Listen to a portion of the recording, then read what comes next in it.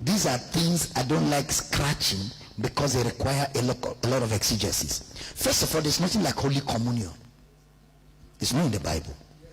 It was rebranded by Catholic Church, and we Pentecostals took it from them, and we're doing it better.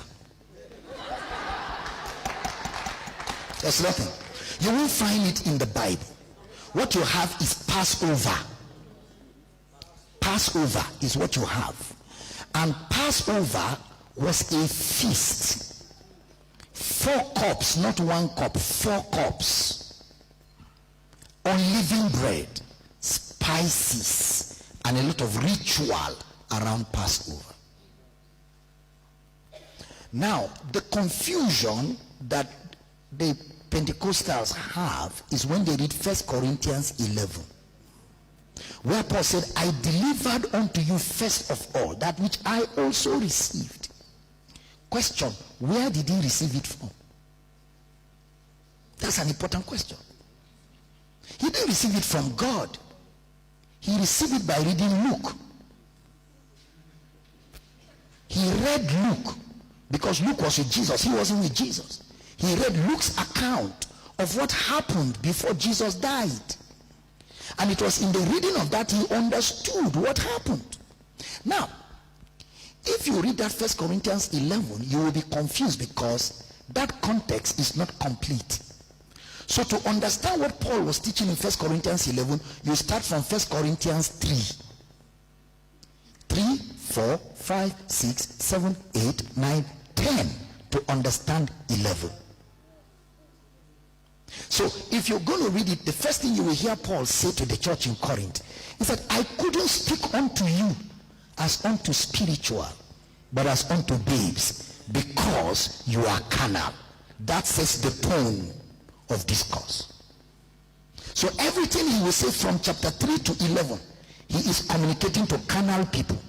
That means he will use earthly stories to bring out spiritual truth.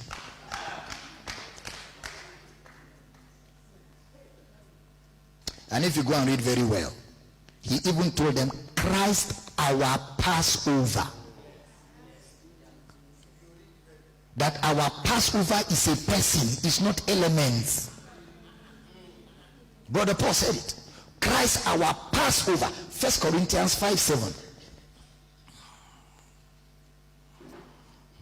1 Corinthians 5:7. 1 Corinthians. Purge out therefore the old leaven, that he may be a new lump, as you are unleavened. You yourself, you are the bread. You are unleavened. For even Christ, our Passover, is sacrificed for us. So our Passover is no more bread and Ribena or Coke. It's a person. How do we eat his body and drink his blood? When I teach you him, as you are hearing the message, you are eating his body and drinking his blood.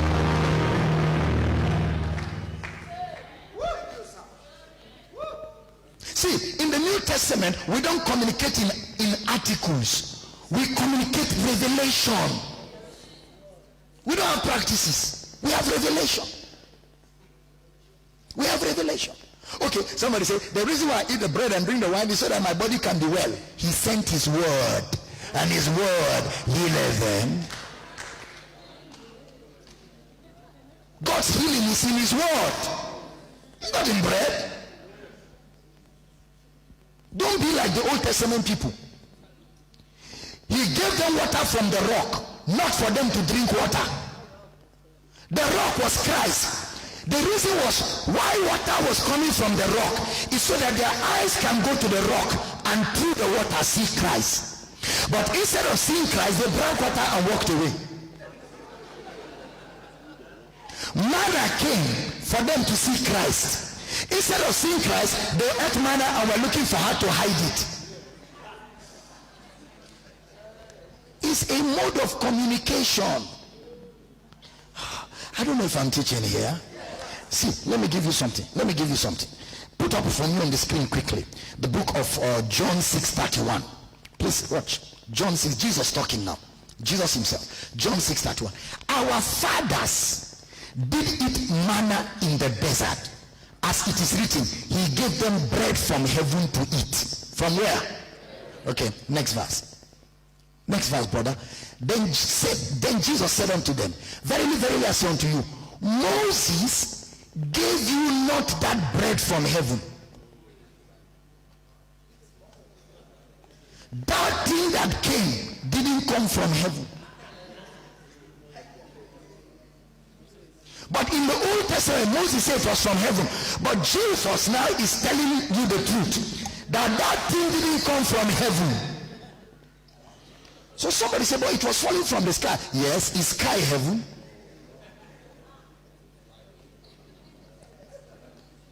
Then David explained a little further. David said, men ate angel food. So angels in the atmosphere produced manna for them, not from heaven. Watch. Put it up. Moses gave you not that bread from heaven, but my Father giveth you the true bread from heaven. Watch. Next verse. For the bread of God is he.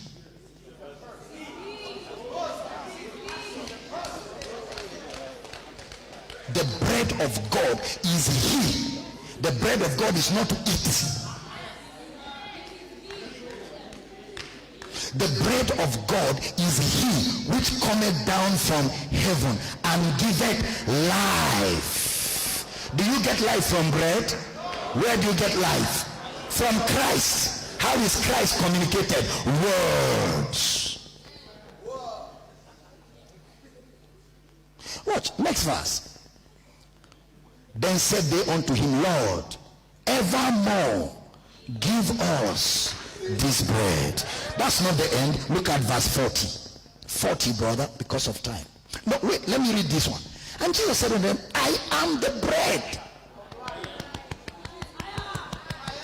The bread is a person. It's not something you bring from the bakery on a Sunday and everybody's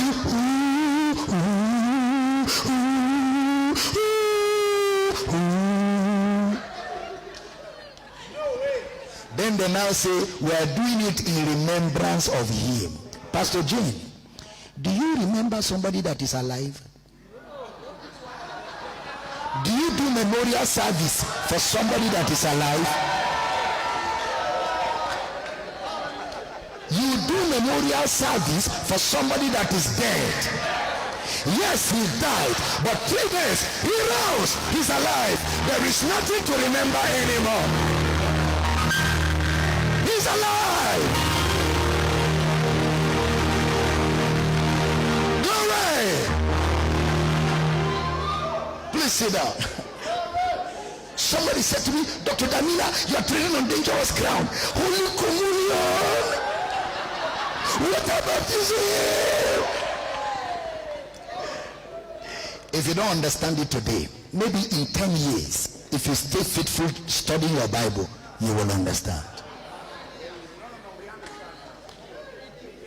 Somebody said to me, Dr. Damina, if I invite you to my church and I say, give us communion, won't you give us? I say, I will give you and your wife first. Then I will give the whole church. I don't have a problem with it. When I'm done, I will know that I gave you people snacks.